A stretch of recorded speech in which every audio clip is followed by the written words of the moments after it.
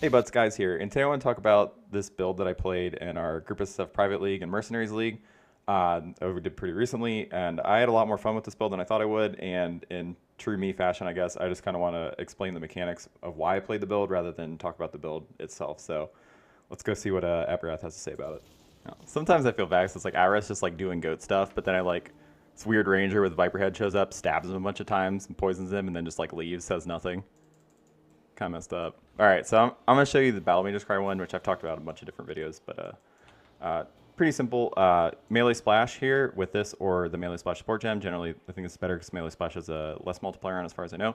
But point being, when you attack with your strike skill, you're going to hit the boss, and then the Battle Mage's Cry is going to summon a hydrosphere, which you are going to hit as well. And then the Melee Splash from hitting that hydrosphere is going to create an area damage, which is also going to hit the boss. So you essentially get double damage. Hydrosphere has a 1 second cooldown before you can hit it again, listed on the gem. But with Battle Mage's Cry in 2 separate hydrospheres, when you attack once, it's going to create a hydrosphere, and then you attack again, it's going to replace it with a new hydrosphere because it's an orb skill, resetting that 1 second cooldown. They're going to alternate between until you run out of exertions. So essentially, you get to get just double damage on all the hits rather than just once every second. I'm going to take this off. So as you can see, 10 hits because the interaction with Battle Mage's Cry. I don't know if this exactly works with things like Cast on Crit or other triggers with double Hydrosphere. I haven't tested that as thoroughly. It's a little more difficult to test, but point being, basically double damage from that. Now where it gets really, really stoopy, and I have a bunch of different skills here that's going to work with, like I do Wild Strike. It doesn't really matter. I'm going to do Infernal Cry on top. So as you can see, oh, there you go. So I was waiting for the animation 10 on the other one. It looks like I missed 3 of my hits. I only got 17 hits there as opposed to 20. But I can do it again one more time. Wait for the cooldowns to come back.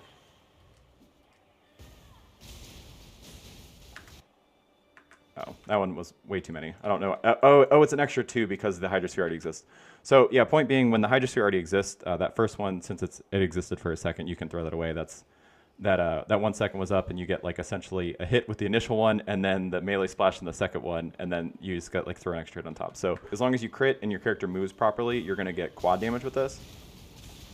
But every once in a while, you're going to miss because the clone isn't properly moved, or like you didn't body swap far enough away sometimes. So every once in a while, you won't get exactly consistent double damage out of the body swap setup, but because it's a little more inconsistent than the Hydrosphere one. But so let's just go over it again.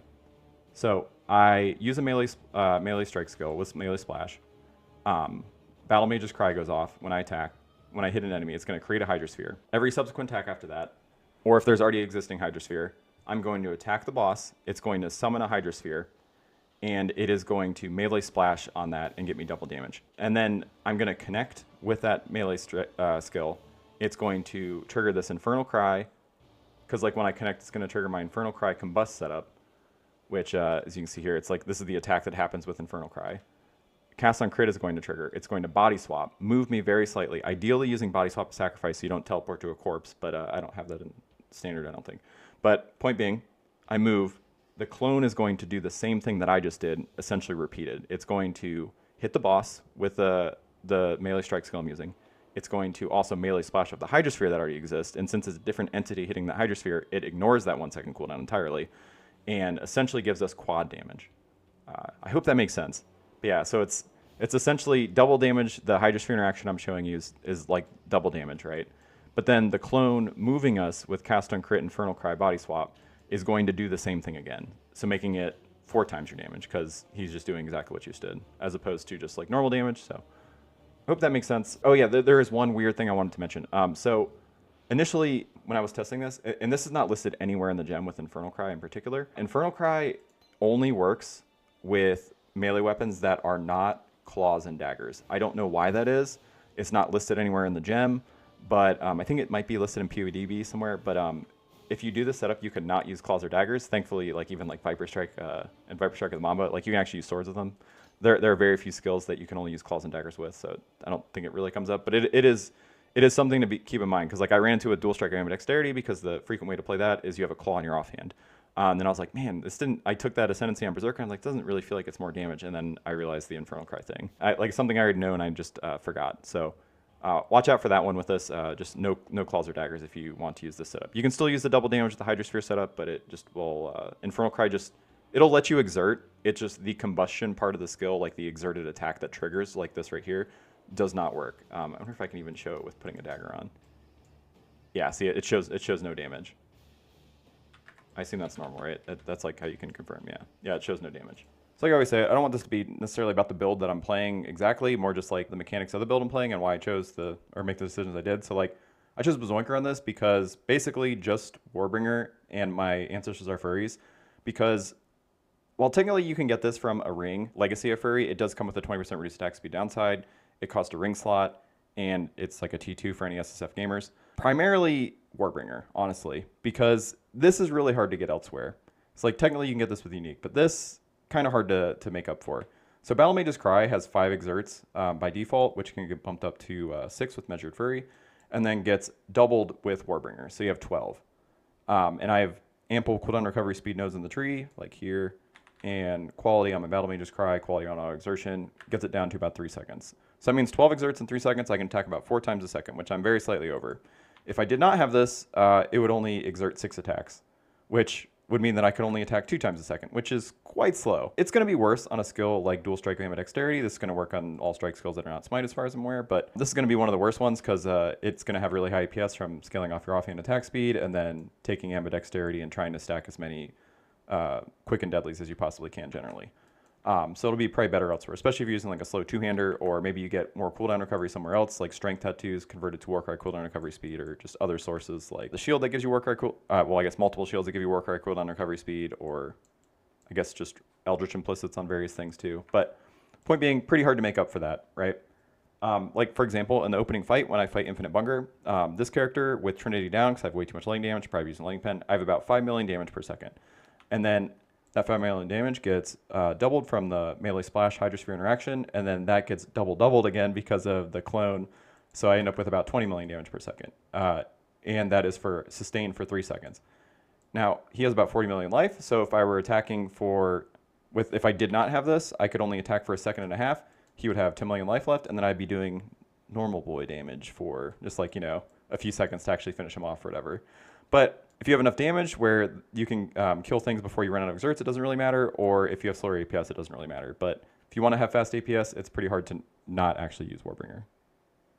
Now, I will mention a random bug related to this, just because I noticed it in PoB literally today when I was recording this. PoB calculates your exert uptime for Dual Strike and Dexterity based on your main hand attack speed, which all of your attack speed with the skill scales off your offhand. So you want to configure it so that you have the same APS with your main hand as you do with your offhand, if you want to actually calculate your uptime properly, which lowered my damage quite a bit, and I realized my attack speed was too high, and I was not aware of that until like literally earlier today. So let's do like a pros and cons of this kind of setup, this actually build in particular. So let's start with cons first. The socket pressure on this build is truly ridiculous. This is kind of the case, I feel like, a lot of times with like Warcry setups in general, but especially like big auto exertion ones, but this one takes it to the extreme. I have a 4-link Infernal Cry cast on crit body swap setup here. Then I have a 6-link auto exertion setup with Intimidating Cry, Ancestral Cry, Battle Mage's Cry, and then Hydrosphere to take advantage of the melee splash stuff.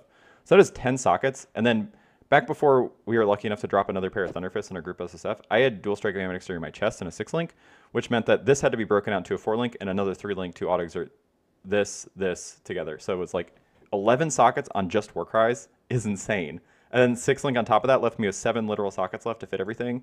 So I ended up using 2 unset rings, and I was still having to hand blast my Molten Shell. It was getting so bad. I genuinely was considering using a Hungry Loop. The socket pressure was so real. And then related to this, with the body swap, Infernal Cry cast and crit setup to like actually take advantage of Legacy of Furry and Ancestral Fury, this node here, to like move you so you can actually get like an additional hit with your clone if you're not Flicker Strike. You actually need to be crit. And a lot of times going crit, not really downside, just kind of depends on the setup. But if you're like a lot of times in this section of the tree, if you're using like an axe, it's pretty hard to actually go crit because the good axe bases do not have more than 5 base crit, which is abysmal.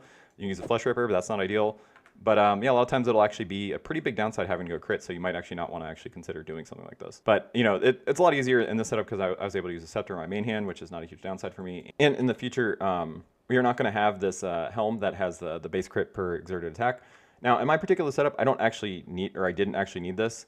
Just because I have such a high base crit main hand, but this does make it way, way, way easier to go crit. Granted, this is less damage than an Echoes of Creation on my particular setup, and probably most setups. That helmet's ridiculous for like these kind of Warcry heavy setups. Point being, it's really hard to actually get enough crit if you can't use a really high base crit weapon, or we lose this because I assume this is not going to exist going forward. Now, something related to this build very specifically is you'll notice this is a crystal scepter. You probably don't know what this base is. It's because it's extremely low level base, and the reason for that, it is a scepter with the lowest int requirement that has the highest base crit. Like the next highest one is 130 int, and I have a lot of commitment to stats to try to fix that on this character because I'm so heavy in the strength section. It's still not enough. I still wouldn't be able to actually use it. I think it's Carnal Scepter is the like T1 base for it, but it's literally just requires too much int. I even have to dedicate further stuff. Like I have this cluster jewel that just has a bunch of dexterity on it to like kind of help fix this. And granted, like an increase effect, exerted jewel is really not that bad because this is just 25% increased damage per point, which is actually just a good rate. Like this is like a good jewel for me regardless. And I already have all the stuff I want over here. But point is like attribute requirements and something like this, and using a high base crit weapon like a scepter over here, really tough. In fact, this is not my ideal base. I actually want the even lower dex requirement one, but this one just happened to come out better than the other one, so I just ended up crafting on it and dealing with having a dex requirement. Because if you're stacking flat like we are with like thunderfist and then just like LE prefixes, the base fizz of the weapon matters so little on a setup like this that it doesn't really matter what base you use if you're not scaling the fizz anyway. So you just use the one that's like easiest for you to literally support in your build. So I'd be ideally using the foil that has I think it's 143 dex requirement, because this literally makes me not sustainable. If I take this off, this gets disabled. So the other thing with dual strike of ambidexterity in particular is this is definitely a con, but I was pretty surprised at how much better it felt than I thought. This is like a basic strike skill, like literally there's no additional effect. It just like is a default attack essentially. But between having additional strike here and then 2 additional strikes from Ancestral Cry, the clear on it actually, alongside Trial Fury, actually felt a lot better than I would thought. But I mean, it's like it's not going to be remotely as good as like a skill with like good clear, right? Or like some AoE component. But yeah, it's literally, it's a default attack through and through. Oh, one last downside I forgot to mention is this Infernal Cry setup with this Casting Hurt Body Swap is kind of just annoying outside of like bosses and then like rares without ads. Normally with like Flicker Strike, if there's a monster here, you flick here and then you end up flicking back to a monster here. And then if you kill this, you can still flick back over here. But with this setup, you'll attack here, you'll get flicked back here, and then if you kill this thing, it's not gonna attack because you're not connecting with anything to move you back here. You have to like literally move back here. So I really would recommend against like having auto exerted. I wouldn't want to have it auto exerted anyway because Flicker Strike and that kind of play pattern makes me motion sick regardless. That's why I don't play it. But when you're fighting a boss, it's not a huge issue. But if it's like a rare with ads around, it can sometimes flick you to things that you kill. And then when you're trying to actually just damage this one thing, it can be kind of frustrating. For that reason in particular, I have Body Swap as Sacrifice. I would heavily recommend using this over normal Body Swap if you can get your hands on it. Because like, for example, if I'm fighting Exarch over here and there's corpses of his Minotaur over here, I'm fighting here, I don't want to flick to his corpse because then I can't attack, it's not going to move me again. I have to like literally move back. If you use normal Body Swap, you're going to get really annoyed at stuff like that. So would heavily recommend using this. So pros, damage. If I could just say one word and nothing else, it would just be damage. I mean, 'tis the season for the reason. I mean, we have, we're spending so many sockets, our Ascendancy, and then Warcry cooldown on the tree, constraining all that kind of stuff, our weapon types, all this stuff to get at maximum up to quad damage, which I personally think is worth it, and it's like got a little bit of clunk, but it's like, holy shit, the damage potential is very high. So that would be the biggest pro to me. Second one would be the fact that this is pretty open-ended on like which strike skill you use, because it kind of works with every strike besides smite for some reason. I still don't know why that is. I'm using dual strike of ambidexterity because if I'm being honest, I'm a bit of a size queen. I like looked in PoB, saw the number, I was like, holy shit. But outside of that, I mean, you could use a good clear skill, like you could use Frostblades, you could use Wild Strike of Extremes. Hell, initially I was using Viper Strike of the Mamba because that would let me dual wield foils. I don't know if people know this, it's kind of weird, but Viper Strike of the Mamba is just a good hit skill. Essentially like an 800 effectiveness skill. Again, it's like default attack though, so it's like you need melee splash and all that kind of stuff. But it would let me dual wield foils, and I'm by all the sword nodes, which sword masters are incredible. You get frenzy charges, and then you get just an insane amount of strike range. Like you would have like some super high strike range if you did that. But Mamba is definitely more damage, like by quite a bit, especially once you start stacking ambidexterity and things like quick and deadly. But yeah, you could do this on a lot of different stuff.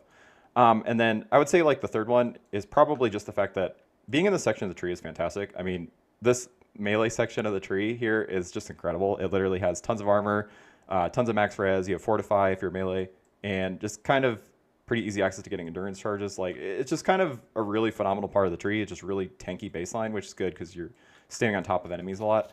But yeah, I have like tons of max res. I have like 40k armor, like 50k molten shell cap with my granite flask up. I have like 82-ish all max res, and then Fortify and endurance charges. It's like this part of the tree is just awesome. I want to say that that's pretty much it. Like there's probably some stuff I missed, but I'm going to be leaving the PoB for this current character in the show notes.